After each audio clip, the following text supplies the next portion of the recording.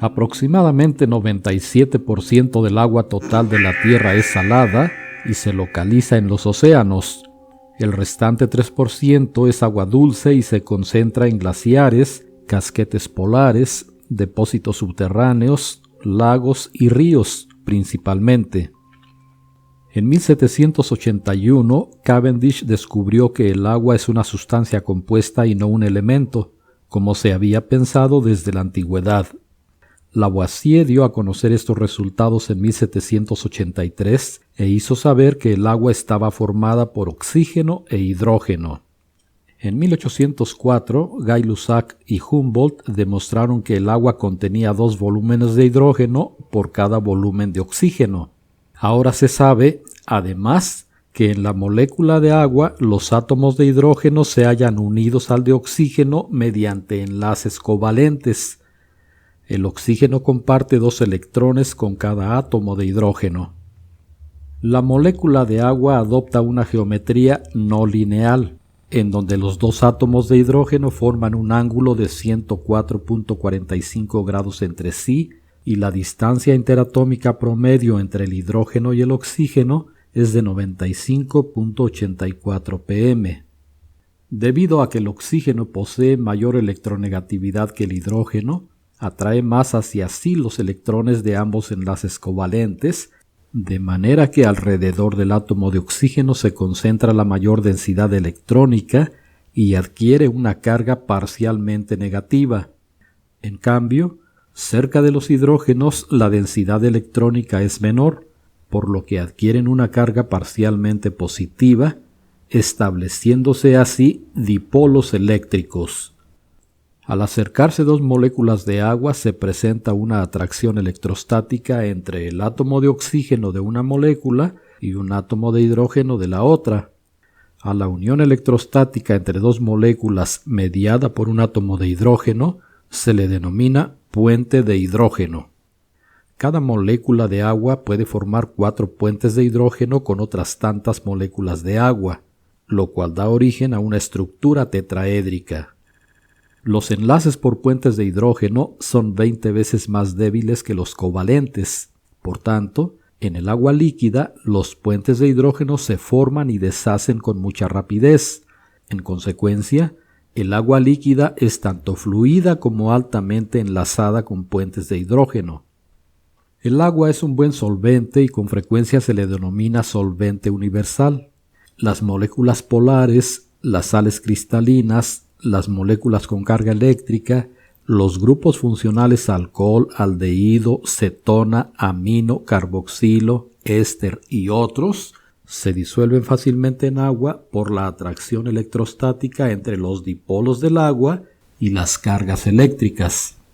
Estas sustancias que se mezclan y disuelven bien en agua se denominan hidrofílicas. Las moléculas constituidas solamente por carbono e hidrógeno se denominan hidrocarburos. Son no polares y no forman puentes de hidrógeno con el agua, sino con otras moléculas no polares. Las sustancias que no se combinan con el agua se denominan hidrofóbicas. Propiedades físicas del agua. 1. El agua es inodora, insípida e incolora, y se puede hallar en 3 estados de agregación: sólido, líquido y gaseoso. En su fase sólida, las partículas se encuentran estrechamente ligadas unas a otras, de ahí que, por ejemplo, un cubo de hielo pueda mantener su forma durante cierto tiempo independientemente de donde sea sumergido. En su fase líquida, las moléculas se separan, lo cual hace que el agua adopte la forma del recipiente que la contiene. En su fase gaseosa, las moléculas se encuentran totalmente separadas y desordenadas, lo que origina que el agua se convierta en gas o vapor de agua. 2.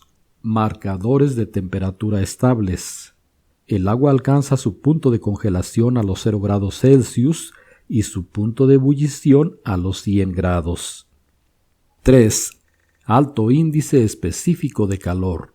El calor específico del agua es de 1 caloría por gramo en grados Celsius, lo que significa que necesita 1 caloría para elevar en 1 grado Celsius la temperatura de 1 gramo de agua. Este valor indica que elevar la temperatura del agua en 1 grado Celsius es difícil, pero también enfriarla, por lo que se le considera un excelente termorregulador. 4. Elevada fuerza de cohesión entre sus moléculas. Esto explica que el agua sea un líquido incompresible, que tenga una alta tensión superficial y que se produzca el fenómeno de capilaridad. A. El agua es prácticamente incompresible, es decir, la cantidad de volumen y la cantidad de masa permanecen virtualmente iguales aún bajo presión. B. La tensión superficial es el efecto físico que forma una especie de membrana elástica resistente en la capa superficial del agua que se encuentra en reposo. Las moléculas internas de un líquido experimentan la atracción de las moléculas vecinas en todas las direcciones posibles, mientras que las moléculas superficiales son atraídas solo por las moléculas que se encuentran bajo ellas o a su lado. Esta fuerza neta en las moléculas superficiales hace que la capa de la superficie se comprima levemente, tensionándola y haciéndola muy resistente, lo que permite que algunos objetos o insectos floten sobre la superficie. C.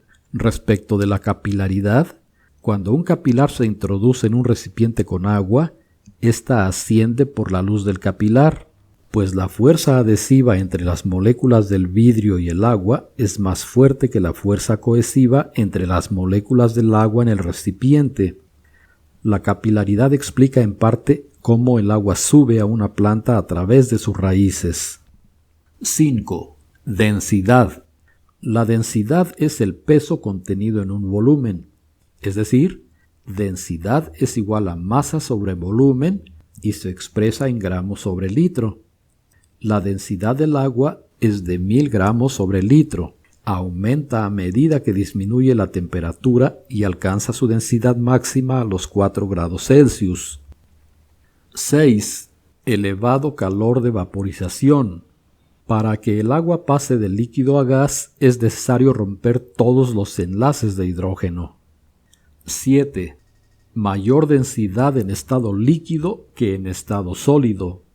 En estado sólido, las moléculas de agua se encuentran fuertemente unidas entre sí y adoptan las formas hexagonales características de los cristales de hielo. En este estado, los huecos no están ocupados por moléculas sueltas, de modo que la masa de hielo que hay en un determinado volumen es menor que la que habría de agua líquida en ese mismo volumen. Por esta razón, el hielo es menos denso que el agua. El agua es imprescindible para la supervivencia de prácticamente todas las formas conocidas de vida. Las funciones del agua en los seres vivos son: 1. Constitutiva. El agua es la molécula más común en los seres vivos. La masa de la mayoría de los organismos contiene entre 70 y 90% de agua. 2. Estructural. La elevada cohesión de las moléculas permite al agua dar volumen a las células, turgencia a las plantas e incluso actuar como esqueleto hidrostático en algunos animales invertebrados. 3. Bioquímica. El agua es el medio en el que se realizan la mayor parte de las reacciones bioquímicas del metabolismo. En ocasiones, además, interviene de forma activa en la reacción, como en el caso de la hidrólisis. 4. Transporte. El agua participa como vehículo en el transporte de sustancias en el interior del organismo y en su intercambio con el medio ambiente. 5. Termorregulación. El elevado calor específico del agua permite mantener constante la temperatura interna de los seres vivos. 6. Disolvente biológico. Además de disociar compuestos iónicos, el agua actúa como disolvente mediante el establecimiento de enlaces de hidrógeno con otras moléculas que contienen grupos funcionales polares, como alcoholes, aldehídos o cetonas, provocando su dispersión o disolución. 7. Hábitat. El agua es el hábitat de muchas especies. Y 8. Función mecánica amortiguadora. El ser un líquido incompresible permite al agua ejercer esta función en las articulaciones de los animales vertebrados, lo que evita el contacto entre los huesos.